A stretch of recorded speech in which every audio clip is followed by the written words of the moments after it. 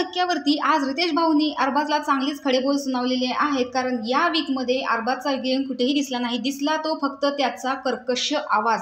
कारण तो फक्त या वीकमध्ये ओरडतानाच दिसत होता। त्यावर दादा म्हणतात की ज्यावेळेस वैभवला विचारलेलं होतं की तुम्ही तुमच्या टीमचा कुमकवत सदस्य आहात टीम बीचा, त्यावेळेस तुम्ही तिथे वैभवने भांडलं असतं तर चाललं असतं, पण तुझं वाक्य हे होतं की एकाच्या दमावरती खेळायचं होतं तर सांगायचं, म्हणजे टीम बी ने तुम्हाला सांगायचं होतं।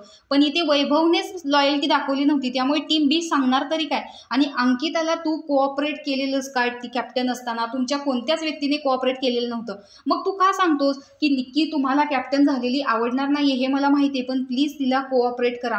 आणि आज देखील सांगतोस की मी सांड हो गया हूँ, मी आता बैल झालोय, त्यामुळे अंकिता तू आता आमच्या दोघांमध्ये पडू नको, कारण मी आता सोडणार नाही कोणाला। एक मुद्दा तर इथे येतो की अभिजित आणि निक्की विषयी तुला प्रॉब्लेम काय आहे? ते जर विश्वासाने एकमेकांशी टास्क विषयी बोलत असतील, पर्सनल गोष्टी काहीच बोलत नाहीत, तरी देखील तुला त्यांच्याविषयी त्रास आहे।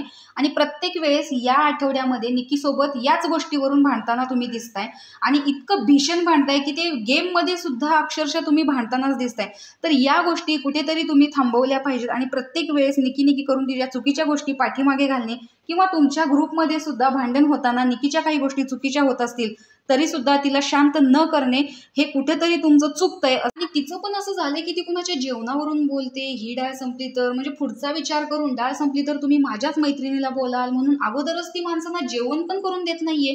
तर अशा प्रकारे इकडे निक्की सुद्धा तिच्या कॅप्टन्सीचा दुरुपयोग करताना दिसते, आणि याच्यावरती सर इकडे अरबाजला देखील सुनावतायत निक्कीवरून, कारण त्यानेच ती कॅप्टन्सी निक्कीला दिलेली होती। तर तुम्हाला याच्याबद्दल काय वाटते कमेंट बॉक्समध्ये नक्की सांगा। अशाच व्हिडिओच्या अपडेटसाठी आपल्या चॅनलला सबस्क्राईब करा। तोपर्यंत बाय।